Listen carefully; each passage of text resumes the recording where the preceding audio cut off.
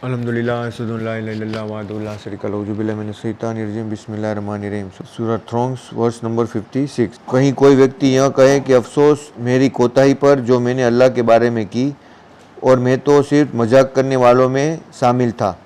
यानी जब आखिरत में जब उसका ये होगा सज़ा का दिन, तो उस दिन जो गुनहगार होंगे वो ये सोचेंगे कि काश हमने ये नहीं किया होता, मजाक करने वालों के साथ हम लोग नहीं होते। लमिनस साखिरीन, साखिरीन यानी मजाक करने वाले को। अन तकुलू नफ्सुन यानी कि जो नफ्स हमारी जो रूह है, हमारे अपनी जात है, वो कहेगी। अन तकुलू यानी वो कहेगी या हसरता, हसरता यानी हसर जिसको रह जाती है ना, माफ़ी मांगने की जिसको नहीं, तो मुझे ये हसरत रह गई कि ये मेरे से नहीं हो पाया। तो ये बात, ये कुरान का जो वर्ड है हसरत, कि हाउ सॉरी आई एम, यानी वो जो चीज़ हम लोग को कुछ चीज़ हासिल नहीं होती तो हम बोलते हैं ना इसकी हसरत रह गई हमें। अला मा फर्रतना, फर्रतना यानी फारित यानी नेग्लेक्टेड, फ़ी जनबिल्लाह हो, किसके बारे में, अल्लाह के कमांडमेंट के बारे में। जनब यानी किसकी जनाब में, हम बोलते हैं ना वो ये लोग जनाब बोलते हैं, वो जनाब यानी क्या बोलते हैं, जनाब यानी ये बोरी लोग बहुत यूज़ करते हैं। तो ये एक्चुअली अरबी वर्ड है जिसका मतलब होता है रिस्पेक्ट, रिलेशन। तो जो अल्लाह के बारे में जिसने नेग्लेक्ट किया उसकी रिस्पेक्ट को, उसके कमांडमेंट को, व इन्ना कुंता लमिनस साखिरीन, और जो लोग मजाक करने वालों के साथ में रहे तो उनको आखिरत में बहुत ही अफसोस होगा कि हमने ये क्या कर दिया। 39-60। और तुम क़यामत के दिन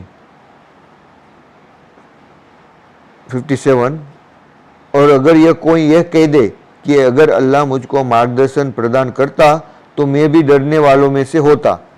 यानी फिर वो लोग क्या करेंगे जब उनको कुछ भी नहीं मिलेगा तो वो भयम, जैसे शैतान ने तोहमत लगाई थी ना, अस्तगफिरुल्लाह, उसने क्या लगाई कि अल्लाह तूने ही मुझे गुमराह किया है तो अभी मुझे मौका दे कि मैं इन लोगों को भी जो तूने बनाया है उसको भी उसकी गुमराही में कर दूँ कि वो तुझे नहीं इबादत करेंगे, मेरी इबादत करने लगेंगे। तो अल्लाह ने कहा कि जा, तू जो तेरे साथ में जाएंगे उसको भी मैं जहन्नम से भर दूंगा। तो ये चीज़ ही होगी कि जब इंसान को भी होगा तो वो भी क्या बोलेगा, अन तकुलू लौ अनल्लाह हदानी, यानी कि अल्लाह अगर तूने मुझे हदानी हिदायत देना चाहता, लकुन्तु मिनल मुत्तकीन, तो मैं भी राइटियस में से हो जाता। अल्लाह ने तो कोई ऐसा नहीं रोका था किसी को हिदायत से, अल्लाह ने थोड़ी बांध के रखा है कि तुम कुरान नहीं पढ़ो। क्या ये क्लोज में या कोई सीक्रेट जगह पे रखा हुआ है, या ऐसा कोई है कि तुमको किसी ने बांध के रखा है कि तुमको वहाँ पे जाना ही है पूजा करने के लिए? नहीं, हमको नहीं करना तो हम नहीं जा रहे ना, कोई हमको फोर्स तो नहीं कर सकता। हाँ, जब तुम छोटे होते हो तब फोर्स कर सकता है, तब अलग बात है, लेकिन अभी बाद में जब तुम समझ में आता है तो तुम अपना डिसीजन ले सकते हो। You are fully responsible for your own decision, you are not be force by anyone. तो ये जो हम बोल रहे हैं कि मुझे फोर्सफुली जाना पड़ रहा है, कि मैं समाज में रहता हूँ तो मुझे करना पड़ रहा है, तो ये सब क्या एक्सक्यूजेस है। अगर वहाँ पे राजूला में बोलो तो नहीं भाई अभी तो मुझे मालूम है गलत है लेकिन जाना पड़ रहा है, या कोई और को बोलो नहीं नहीं ये तो गलत है मुझे मालूम है पर अभी क्या है समाज में रहते हैं तो हम लोग बस, तो ये जो डम्बीपना है वो भी एक्सेप्टेड नहीं होगा। हमको पूरी रिस्पॉन्सिबिलिटी है और हमको पूरी आज़ादी है उसको एक्सेप्ट करने की।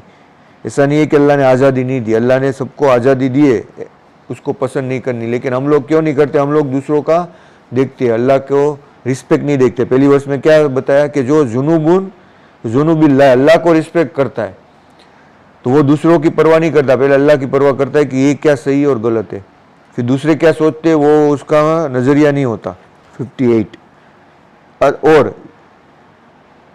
और ये जब वो यातना को और वो जहन्नम की आग को वो देखकर अगर कोई व्यक्ति यह कहे कि काश मुझे संसार में वापस जाना हो तो मैं वापस जाके नेक बंदों में से हो जाऊं, यानी वो जब उसको लगेगा कि अभी सब उसने बहुत वो अल्लाह के ऊपर छोड़ दिया कि अल्लाह तूने ही मुझे गाइड नहीं किया, यानी यही इनडायरेक्टली हो गया ना, तुमने अल्लाह के ऊपर ही तोहमत लगा दी अस्तगफिरुल्लाह कि तूने ही मुझे गाइड नहीं किया इसलिए मैं।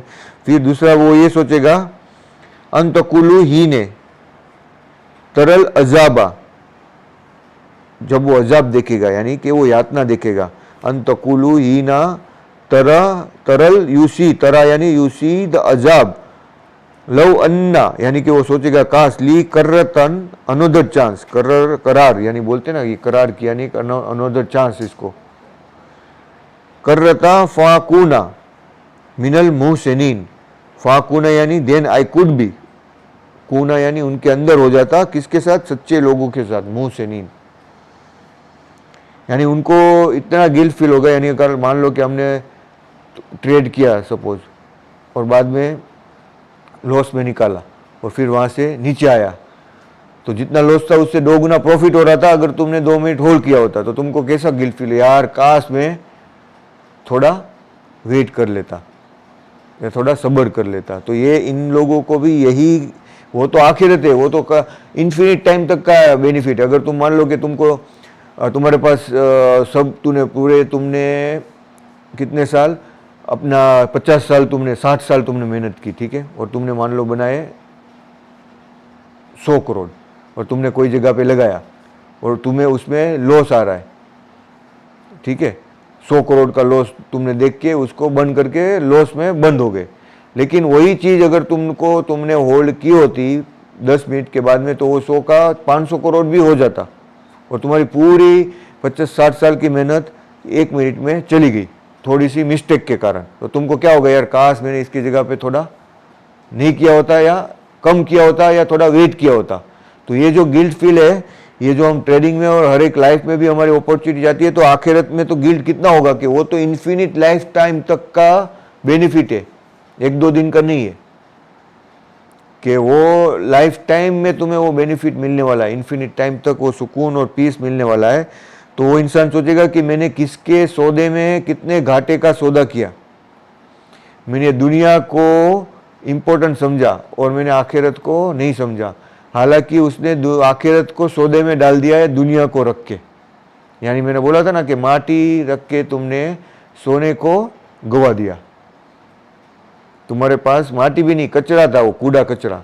माटी भी चलो अच्छी है, ये तो क्या था, वो गटर में से निकला हुआ कूड़ा जिसको बोलते हैं ना, जिससे कुछ भी उग सकता है, उसमें कुछ नहीं हो सकता है। तो वो चीज़ तुमने ली, कंपेयर टू माटी थी और इससे 1000 गुना ज़्यादा है। तुमको इससे भी अच्छी चीज़ अल्लाह दे रहे, सोने से भी बेहतरीन चीज़ जो कोई भी चीज़ है, उससे भी लाखों करोड़ों गुना ज़्यादा। लेकिन हमने क्या पसंद किया, वो कूड़ा पसंद किया, यानी ये दुनिया पसंद की आखिरत के कंपेयर में। तो वो आखिरत में उसको एहसास होगा कि मैंने बहुत ही घाटे का सौदा किया है। अल्लाह यही बोल रहा है कि तुमने जो सौदा किया है वो बहुत ही घाटे का सौदा है।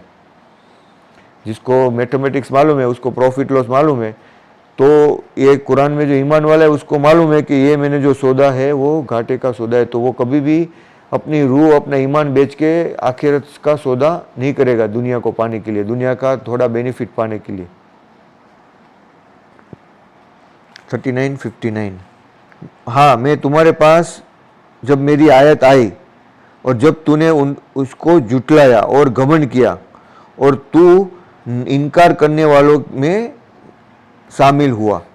यानी यह आयत में अल्लाह ने बताया कि ऐसा जो हो रहा है, यानी कि पहली आयत में बताया ना कि काश में जाके सही हो जाता, लेकिन अल्लाह बोलता है कोई फ़ायदा नहीं है। तुमने जब मौका दिया था, ये बल कद जाता, yes Indeed you did get enough chances, लन कद ये जाता आयाती। मान लो हम लोग क्या करते हैं, सेम्युल मस्ती करते हैं, तो हम बोलते हैं ना कि अभी ये तेरा आखिरी चांस है, अभी मैं वार्निंग दे रहा हूँ, अभी तुमने ये किया तो ये बंद कर देंगे या ये मार देंगे या ये कर देंगे।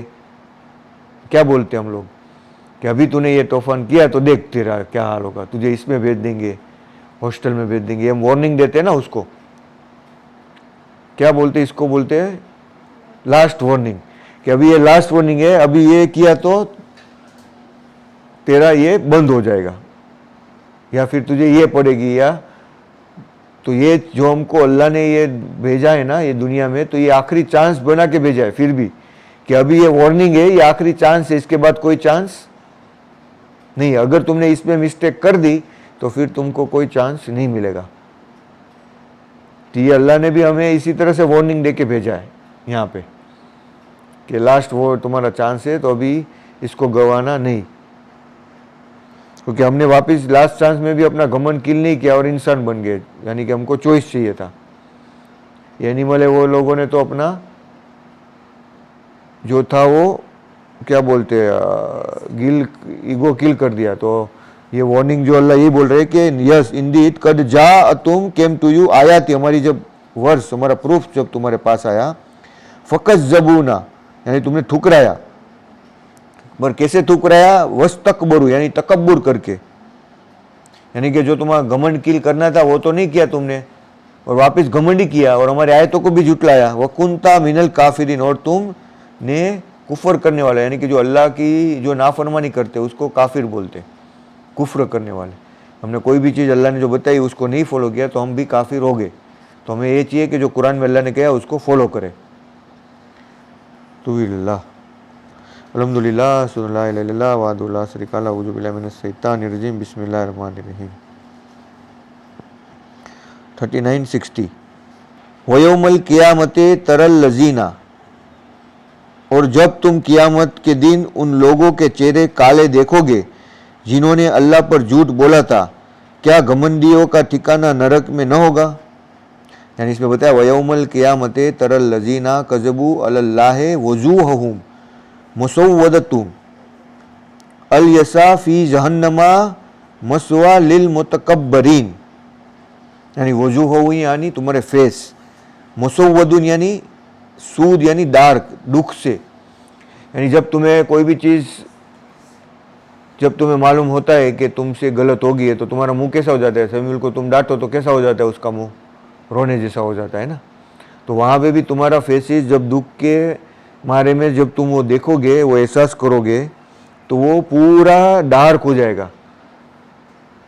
एक तो होता है देखो, इंसान काला भी होता है या गोरा होता है वो नहीं है। काला इंसान भी खुश होगा तो तुम चेहरे से देख ही पाओगे, हालांकि दुखी इंसान गोरा भी होगा तो भी उसकी जो अंधकार जो बोलते हैं ना, जिसको मुसुवदुतुन सूद ब्लैक इसको बोलते हैं, तो उसके अलग अलग मीनिंग है ये वर्ड के भी जो अरबी में यूज हुआ है। तो वयौमल क़ियामते तरल लजीना कज़बू अलल्लाह, कज़बू यानी जो लाई किया जिसने, अलल्लाह वजूहुम यानी कि अल्लाह के बारे में जिसने झूठ करा, तो उसके फेस तुम देखोगे कैसे हो जाएंगे, मुसव्वदतुन अलैसा फी जहन्नमा मसुवा, मसवा यानी ठिकाना, लिल मुतकब्बिरीन किसके लिए, घमंडी तकब्बुर करने वालों के लिए, मुतकब्बिरीन यानी घमंडी लोगों के लिए। क्योंकि हमने घमंड किया दुनिया में भी, हमने अभी जो ये फ्राइडे को हम जो करते हैं, जो क्या बोलते हैं इसको, तूबिलिल्लाह यानी अल्लाह से माफ़ी मांगते हैं जो हमने घमंड पहले किया था, अपने आने से पहले जब सबको दिया गया था तो हमने बोला नहीं हम तो घोड़ा नहीं बनेंगे, हमको तो इंसान बनना है, हमारे ऊपर कोई क्यों चढ़े। यानी अभी भी हमारे अंदर घमंड था, हमने 100% एक्सेप्ट अल्लाह को नहीं किया था। तो वो अल्लाह चाहता है कि हम ये दुनिया में अल्लाह को 100% अपने आप को एक्सेप्ट करें और वो जो घमंड है उसको किल कर दे, तो ही हमारी निजात होगी। तो ये, वरना हमारा हाल क्या होगा कि उस टाइम में जो तुम्हारा फेस होगा वो बहुत ही दुख से भरा हुआ होगा, वो ऐसा होगा, ऐसी काली छाया तुम्हारे चेहरे पर छाई होगी कि तुमको कुछ भी सूझेगा नहीं कि मैं क्या करूं इससे निकलने के लिए। तो अल्लाह बोलते हैं कि तुम अपना, लोग देंगे कि मैंने जितना कमाया वो पूरा का पूरा मैं दे दूं, लेकिन उसको तब मालूम होगा कि यहाँ पे तो ये सब नहीं चलेगा। अभी जैसे गौतम अदानी है, ठीक है, उसने तो सोचा नहीं होगा कि उसको यूएस में से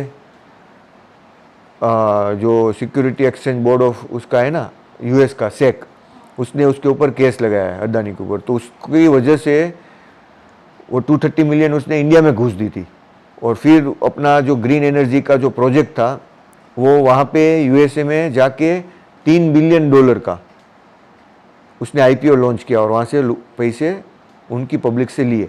इंडिया में तो कुछ भी करे उसको तो क्लीन चिट मिल जाती है, यहाँ तो कितना भी घोटाला करे, लेकिन वहाँ पे ऐसा नहीं है। वहाँ पे उसको पकड़ा कि ये तुमने 3 बिलियन को इंडिया में घूस ली थी, तो इसकी वजह से बोला तुमने गलत किया। देखो उसने घूस इंडिया में दी थी, तो बोलते तुम्हारी जो कंपनी है वो बेस तो इंडिया है और तुमने यहाँ पे वो घूस लेके हमारे लोगों को गुमराह किया।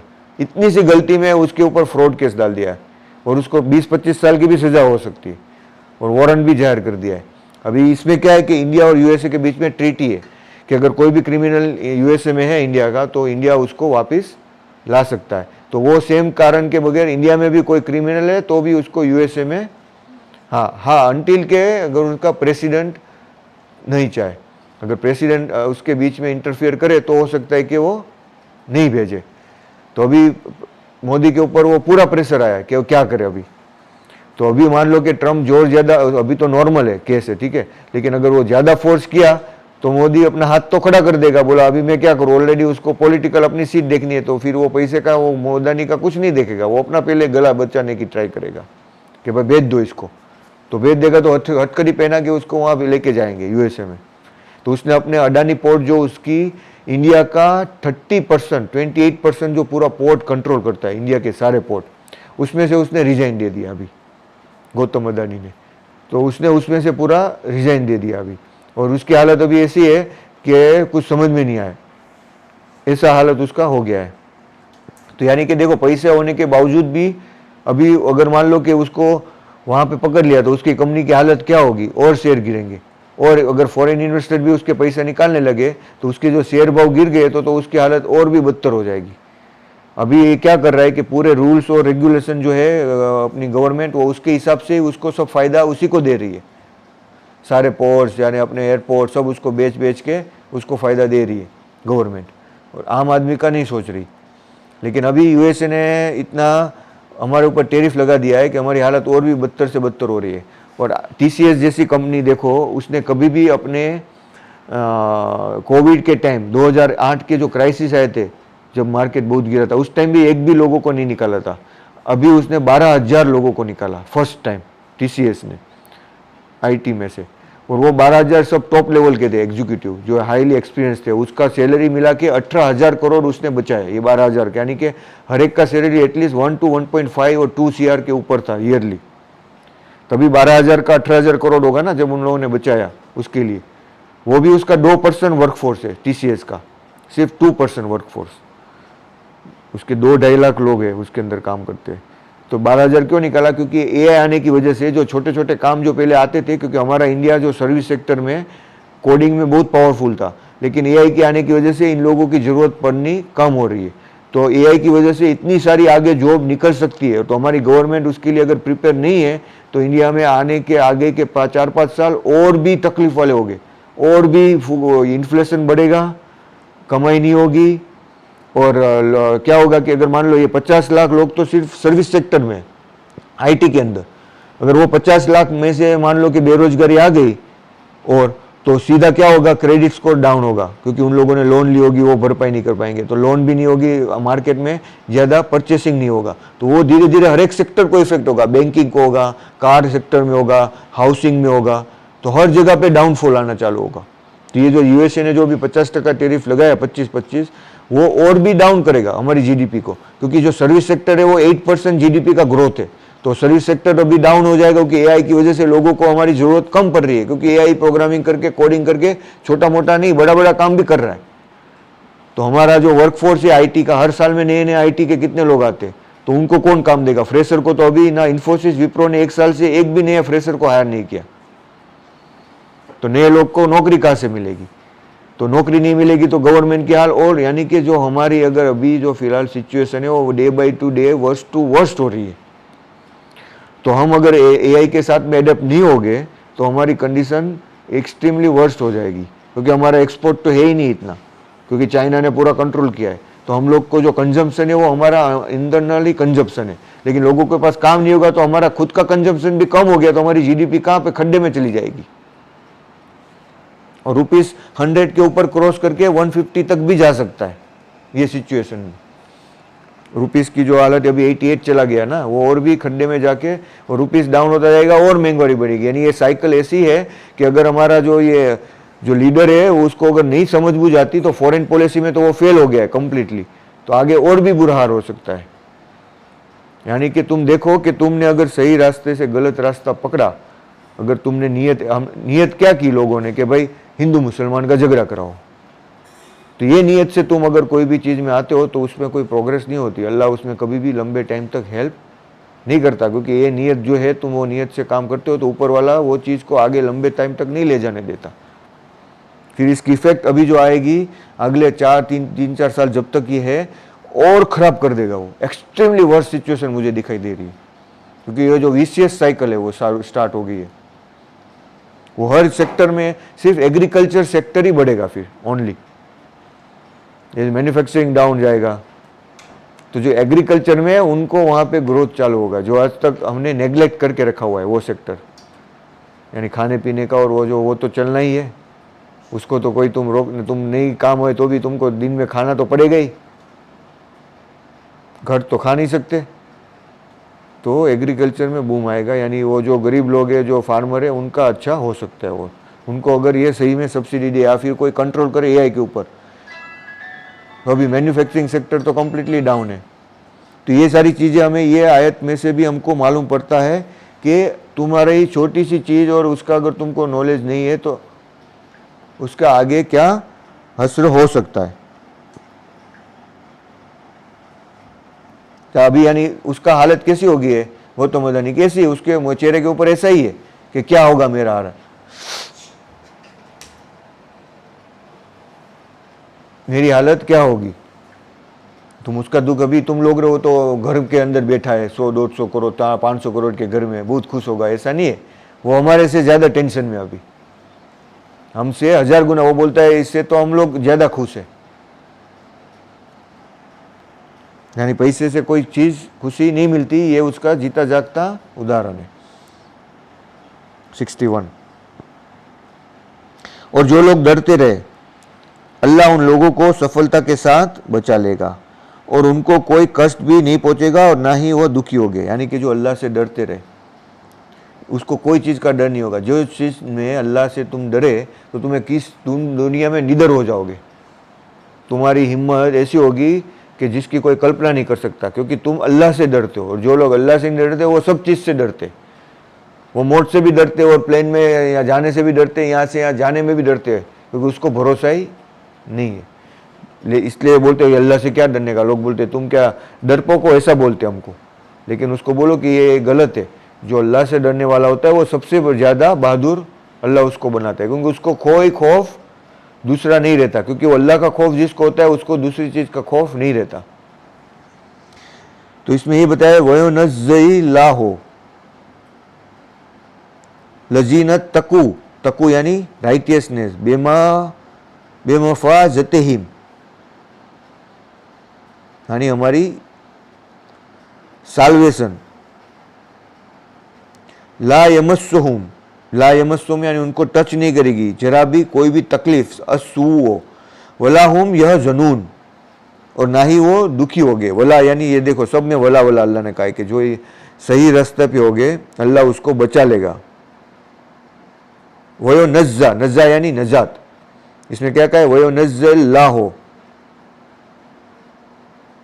यानी कि अल्लाह उनको नजात देगा।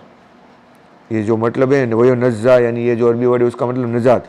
वयो नज़्ज़िलाहु अल्लज़ीना, किसके लिए अल्लाह बोलते हैं, किसको अल्लाह नजात देगा। तो ये अल्लाह बताया अल्लज़ीना यानी दोज वो तकवा यानी जिसने अल्लाह का डर रखा, तकवा यानी कि राइटियसनेस का। बेमफाज़तिहिम ला यमुस्सुहुम सुओ वला हुम यहज़नून, यानी उसको ना ही कोई बुरी चीज़ टच होगी, यानी उसके टाइम में ना, क्योंकि शैतान जहन्नम में इंसान और शैतान दोनों जाने वाले, ठीक है।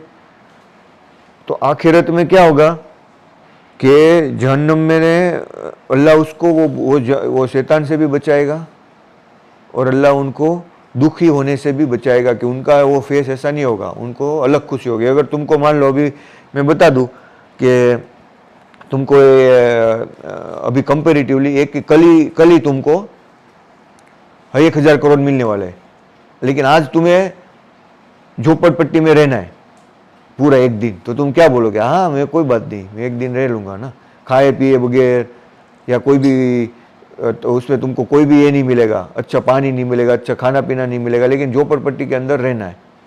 तो कल लेकिन तुमको मिलेंगे, तो तुम क्या बोलोगे, अरे 1000 तो क्या, लोग 1 लाख भी मिलेगा तो भी रह लेंगे। तो ये जो दुनिया में हमारा जो जिंदगी, अल्लाह बोलते आँख के, जब आखिरत में 2 लोगों को पूछा गया तो एक पूछा कि मैं तो शायद 1 दिन रहा हूँ, तो दूसरे ने बोला नहीं मुझे तो लग रहा है आँख के बहुत इससे भी कम रहो, तो अल्लाह बताए कि तुम आँख के पलकारे के बराबर ही दुनिया में रहे हो।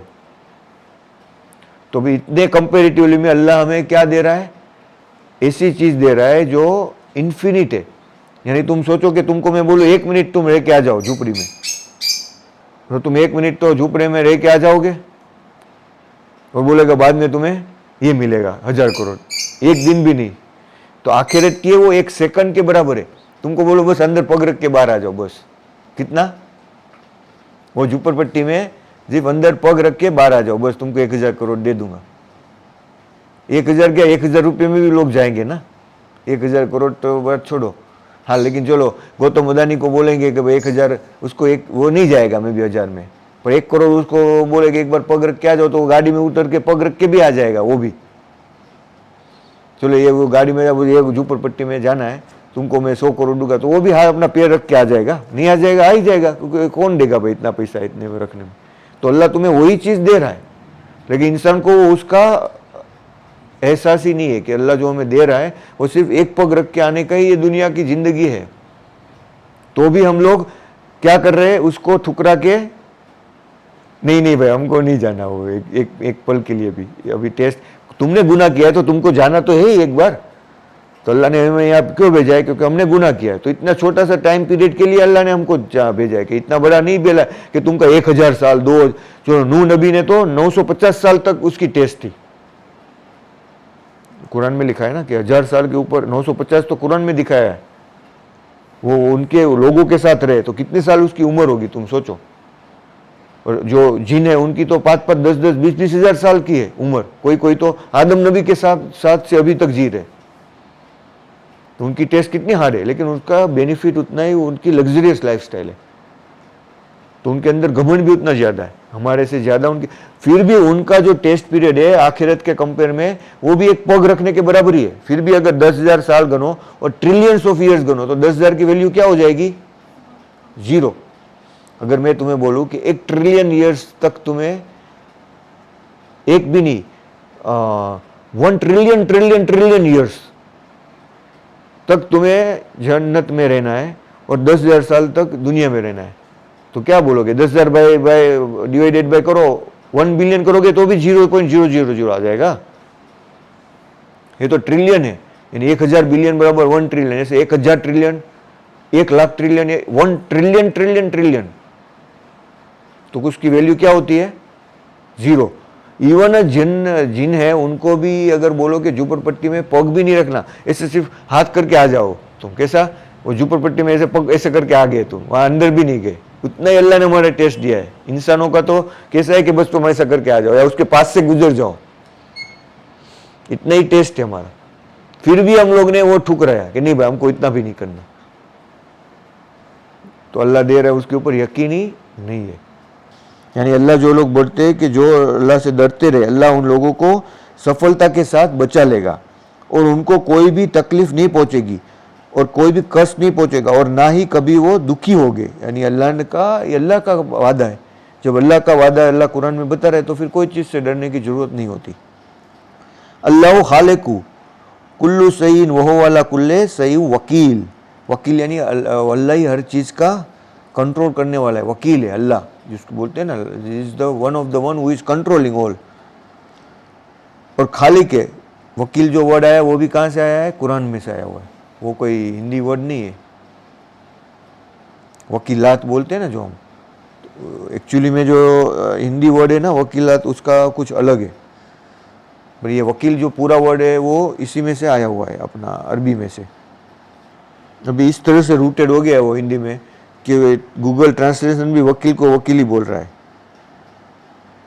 देखो तुम क्या हो गया इसका, कि वो वर्ड टाइम के बाद में वो इतने डीप रूटेड चले जाते हैं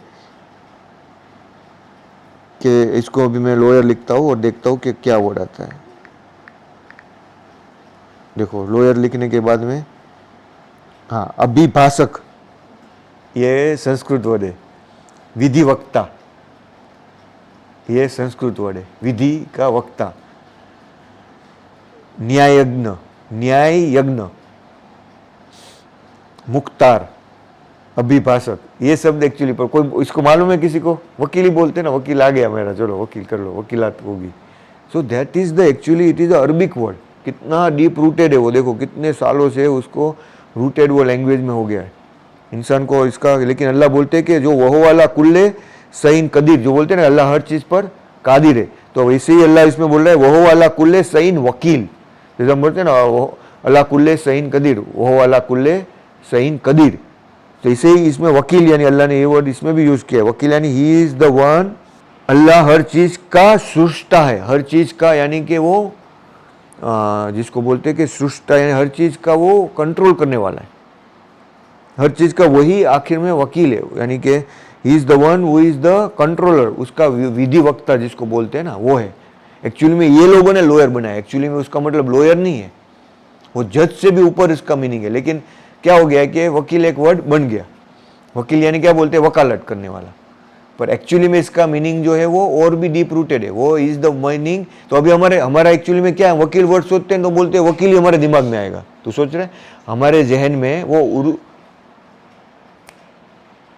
जो अरबिक वर्ड का जो रूटेड वर्ड है रियल वर्ड, उसका अभी मैं ये पढ़ रहा था मुझे समझ में नहीं बोला उसका मतलब कैसे होगा सृष्टा है, वकील तो वकील होता है ना, तो ये वो, पर एक्चुअली में वो नहीं है। वो हिंदी में हम लोगों के जहन में वो चीज़ बन गई है, हमारे दिमाग वकील बोलेंगे तो वकील ब्लैक कोट वाला ही नज़र में आएगा, तो ये वो नहीं है। ऐसे अरबी में जो है वकील यानी वकील उसका मतलब होता है to entrust, confirm, charge, dispose, affairs, rely upon, जिसके ऊपर तुम भरोसा कर सकते हो, पुट ट्रस्ट अपॉन, क्योंकि वो वकील होता है वो तुम्हारा भरोसा करने वाला होता है ना, disposer of affairs, responsible of affairs, guardian, witness, support, authority of control. तो ये अरबी वर्ड के इतने सारे मीनिंग है वकील के, लेकिन हमारे हिंदी में वो सारे मतलब नहीं होते, पर एक्चुअली में इसके इतने सारे मीनिंग है। तो अरबी जो वक्ता है उसको मालूम ही है कि ये वर्ड बहुत डीप रूटेड है हमारे अंदर, लेकिन वो समझ नहीं आती। तो एक्चुअली में वकील अल्लाह कुल्ले सईन वकील, इस Allah saying I am the one who is the creator of all the things. तो मैं जब तुम्हें बता रहा हूँ कि ये चीज़ होने वाली है, तो तुम्हें किस चीज़ का डर है, यानी लहो व मकालीदु समावात वल अर्दे, यानी कि उसी की मालिक में है आखिरत और आकाश और धरती के सारी चीज़ें अल्लाह की मालिकी में है। लहू मकालिद यानी मालिक कौन है, समावात वल अर्द का, किसकी मकालिद, मकालिद यानी कलद, यानी एक्चुअली में डिसीजन होता है, कलद यानी मालिक नहीं, सॉरी मकालिद है, मालिक नहीं है, मक्का लीदो यानी कलद, कलद यानी कोई भी चीज़ में तुम्हारा एक्चुअली उसका मतलब वाइंड भी होता है, हवा, wind, to wind a thing, put a necklace, यानी कि नेकलेस पुटते हो क्या, इसका मतलब है तुम एक सर्कल में लगाते हो ना, तो वो भी उसका मतलब है, या ऑल द इन सर्कल, यानी कि तुम कोई चीज़ को ट्रस्ट करते हो, यानी तुम उस चीज़ को अंदर घुमा लेते हो। यानी अरबी का जो मीनिंग है ना, उसकी जो जहन है वो पूरी कंप्लीटली डिफरेंट है। तो अरबी language is a very deep rooted, it's really it will help you to analyse the different imagination level, क्योंकि लैंग्वेज से हमारा जो ब्रेन है वो कैसे काम करता है लैंग्वेज के साथ। अभी एआई को संस्कृत सिखा रहे हैं, एआई को ट्रेन करने के लिए, क्योंकि संस्कृत में बिलियंस ऑफ वर्ड है, अरबी सिखाते हैं, तो उससे उसकी जो कैलकुलेटिंग पावर है वो ज़्यादा स्पीड से काम करने लगती है। तो हमारा ब्रेन भी उसी तरह से, जितनी तुम ज़्यादा लैंग्वेज को इनपुट करोगे तो उतनी इमेजिनेशन, उतने न्यू न्यूरॉन्स कनेक्शन बनेंगे तुम्हारे ब्रेन में। So to him belongs all the decisions in the heaven and the earth, and those who disbelieve in God revelation are the real losers. यानी कि लहू मकालिदुस समावात वल अर्दे वल्लजीना कफरू, यानी कि कौन जो डिसबिलीव बिआयातिल, अल्लाह की आयत के ऊपर जिसने नहीं माना, ओलाइका हुमुल खासिरीन, तो वही सबसे ज़्यादा खासिर में यानी कि नुकसान बनाने वाले होंगे।